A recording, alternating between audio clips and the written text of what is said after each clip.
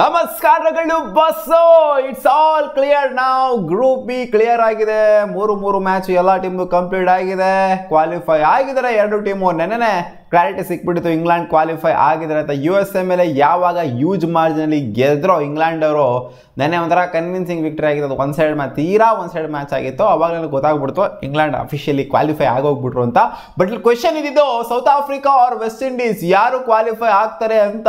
It's West Indies ಅಲ್ಲ, it's South Africa. Chokers ಮತ್ತೆ chokers ಆಗೇ ಬಿಟ್ಟಿದ್ರು ಅಂತ ಅನ್ಕೊಂಡ್ವಿ. ಮತ್ತೆ ಚೋಕರ್ಸ್ ಆಗಲಿಲ್ಲ, ಕ್ವಾಲಿಫೈ ಆದ್ರು ಸೆಮಿಫೈನಲ್ಗೆ. ಸೆಮಿಫೈನಲ್ ಚೋಕರ್ಸ್ ಆಗ್ತಾರೋ ಏನೋ ಗೊತ್ತಿಲ್ಲ. ಒಟ್ಟಿನಲ್ಲಿ 7 ಕನ್ಸಿಕ್ಯೂಟಿವ್ ವಿನ್ ತಗೊಂಡಿದ್ದಾರೆ. 3 ಮ್ಯಾಚ್ನ ಇಲ್ಲಿ ಗೆದ್ದಿದ್ದಾರೆ, ಅಲ್ಲಿ 4 ಮ್ಯಾಚ್ನ ಗೆದ್ಕೊಂಡು ಬಂದಿದ್ದಾರೆ. ಸೊ ಒಟ್ಟಿನಲ್ಲಿ ಕನ್ಸಿಕ್ಯೂಟಿವ್ ವಿನ್ನಿಂಗ್ ಸ್ಟ್ರೀಕಲ್ಲಿ ಅಂತೂ ಓಡ್ತಾ ಇದ್ದಾರೆ. ಈ ಗೆಲುವಿನ ಸ್ಟ್ರೀಕ್ ಅದೆಲ್ಲ ಬ್ರೇಕ್ ಬಿಡುತ್ತೆ ಅಂತ ಗೊತ್ತಿಲ್ಲ. ಎಲ್ಲ ಮ್ಯಾಚ್ ಗೆದ್ಬಿಟ್ಟು ಸೋಲೋದಿದೆಯಲ್ಲ, ಇದಕ್ಕಿಂತ ಅಜೀಬ್ ಆಗೋದು ಇನ್ನೂ ಒಂದು ಇರೋದಿಲ್ಲ. ಅಂದರೆ ಸೌತ್ ಆಫ್ರಿಕಾ ಸೋತಾಗ್ಬಿಡ್ತಾರೆ ಸೆಮಿಫೈನಲ್ ಅಂತ ಹೇಳ್ತಿಲ್ಲ.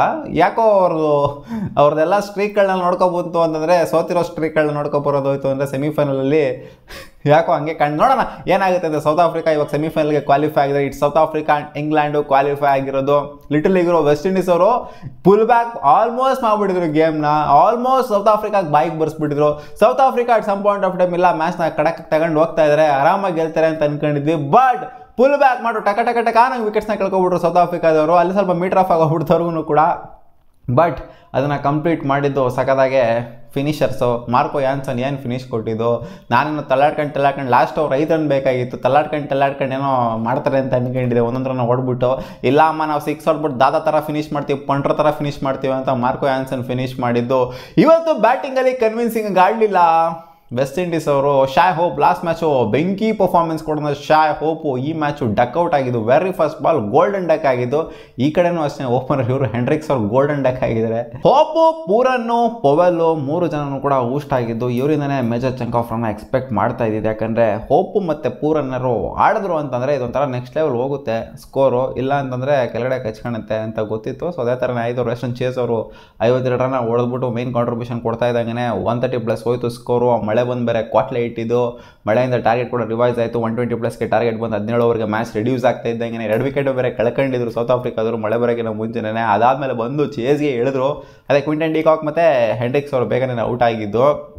ಮಾರ್ಕ್ರಮ್ ಆಗಿರಲಿ, ಕ್ಲಾಸನ್ ಆಗಿರಲಿ, ಸ್ಟಪ್ಸ್ ಆಗಿರಲಿ, ಸೊ ಇವರೆಲ್ಲರಿಂದ ಚಿಕ್ಕ ಕಾಂಟ್ರಿಬ್ಯೂಷನ್ ಏನೋ ಬಂದಿರೋದು.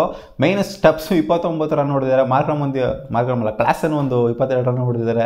ಮಾರ್ಕ್ರಮ್ ಒಂದು 18 ರನ್ ಹೊಡೆದಿದ್ದಾರೆ. ಎಲ್ಲರೂ ಒಂಥರ ಚಿಕ್ಕ ಕಾಂಟ್ರಿಬ್ಯೂಷನ್ ಆಗಿ ಕೊಟ್ಟಿದ್ದಾರೆ. ಜೊತೆಗೆ ಮಾರ್ಕೋ ಯಾನ್ಸನ್ ಕೆಳಗಡೆ ಬಂದು ಕಾಂಟ್ರಿಬ್ಯೂಟ್ ಮಾಡಿರೋದು ಒಂದು 20+ ರನ್ನು. ಜೊತೆಗೆ ಅಲ್ಲಿ ರವಾಡ ಬೇರೆ ಬಂದ್ಬಿಟ್ಟು ಒಂದು 4ನ ಹೊಡಿತಾರೆ. 19ನೇ ಓವರ್ ಲಾಸ್ಟ್ ಬಾಲ್ ವೆಸ್ಟರ್ನ್ ಚೇಸ್ಗೆ ಲಾಸ್ಟ್ನೇ ಬಾಲ್ 4 ಹೊಡಿತಾರೆ. ಸೊ ಅದು ಅಂತ ಅಲ್ಲೇ ಒಂಥರ ಚೇಂಜ್ ಆಗೋಗ್ಬಿಡ್ತು. ಇನ್ ಕೇಸ್ ಏನಾದ್ರು ಲಾಸ್ಟ್ ಓವರ್ 9 ರನ್ ಬೇಕಿತ್ತು ಅಂತಂದರೆ, 8 ರನ್ ಬೇಕಿತ್ತು ಅಂದರೆ, ಸೊ ಫಸ್ಟ್ ಬಾಲ್ ಏನೋ 6 ಹೋಗ್ತಾ ಇರಲಿಲ್ಲ ಅಂತ, ಏನೋ ಹಂಗೆ ಆಗ್ತಾ ಇರಲಿಲ್ಲ ಅಂತ ಕಾಣಿಸುತ್ತೆ. ಅಷ್ಟೊಂದು ಲಿಬ್ರಲ್ ಆಗ್ತಿರಲಿಲ್ಲ ಅಂತ ಕಾಣಿಸುತ್ತೆ. ಲಿಬರ್ಟಿ ಅವರಿಗೆ ಬರ್ತಾ ಇರಲಿಲ್ಲ ಅಂತ ಕಾಣಿಸುತ್ತೆ. ಸೌತ್ ಆಫ್ರಿಕಾದವ್ರಿಗೆ 6 ಬಾಲ್ಗೆ 5 ರನ್ ಅಂತಂದರೆ ಸೊ ಅವ್ರಿಗೆ ಒಂಥರ ಲಿಬರ್ಟಿ ಬಂದಿತ್ತು. ಇಲ್ಲಾಗಾರೋ ಹೊಡಿಬೇಕು ಇವಾಗ ಅಂತ, ಅದಕ್ಕೋಸ್ಕರನೇ ತೀಡೋದ್ರು ಅಷ್ಟೇನೆ. ಬಟ್ ಪುಲ್ ಬ್ಯಾಕ್ ಚೆನ್ನಾಗಿ ಮಾಡಿದ್ರು ವೆಸ್ಟ್ ಇಂಡೀಸ್ ಅವರು. ಅದನ್ನು ಕನ್ವರ್ಟ್ ಮಾಡೋದಕ್ಕೆ ಆಗಲಿಲ್ಲ ಅಷ್ಟೇನೆ. ಅಲ್ಲಿ ಇವರು ಬೇರೆ ಆಂಡ್ರೆ ರಸಲ್ ಬೇರೆ ಡೌನ್ ದ ಲೆಗ್ ಬಾಲ್ ಎಲ್ಲ ಹಾಕಿದ್ರು. ಅವರು 15ನೇ ಓವರ್ ಮಾಡಿದ್ರು ಅಂತ ಅನ್ಕೊಂತೀನಿ. 15ನೇ ಓವರ್ ಮಾಡಿದ್ರು ಅಂತ ಅನ್ಕೊಂತೀನಿ ಅವರು.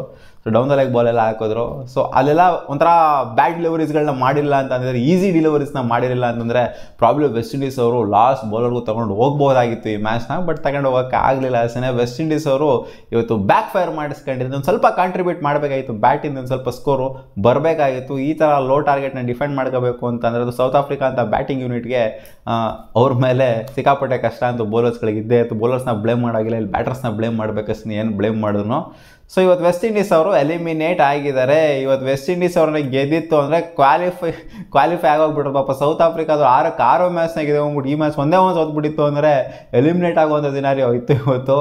ಬಟ್ ಸೌತ್ ಆಫ್ರಿಕಾ ಇಲ್ಲಮ್ಮ ನಾವು ಚೋಕ್ ಮಾಡಲ್ಲ, ಇಲ್ಲೇ ಚೋಕ್ ಆಗಲ್ಲ, ನಾವು ಎಲ್ಲಿ ಚೋಕ್ ಆಗ್ತೀವಿ ಅಂತ ಗೊತ್ತಿಲ್ಲ, ಅಥವಾ ಟೂರ್ನಮೆಂಟಿಗೆ ಗೆಲ್ತೀವಿ ಅಂತ ಗೊತ್ತಿಲ್ಲ ಅಂತ ಕ್ವಾಲಿಫೈ ಆಗಿದ್ದಾರೆ. ಇವಾಗ group be it's all clear. ನಾವು ಗ್ರೂಪ್ ಎದು ವೆಯ್ಟ್ ಮಾಡಬೇಕು ಅಷ್ಟೇ. ಅದು ಇವತ್ತು ಪ್ರಾಬಬ್ಲಿ ಡಿಸೈಡ್ ಆಗುವಂಥ ಎಲ್ಲ ಸಾಧ್ಯತೆ ಇದೆ. ನೋಡೋಣ ಅದೇನಾಗುತ್ತೆ ಅಂತ.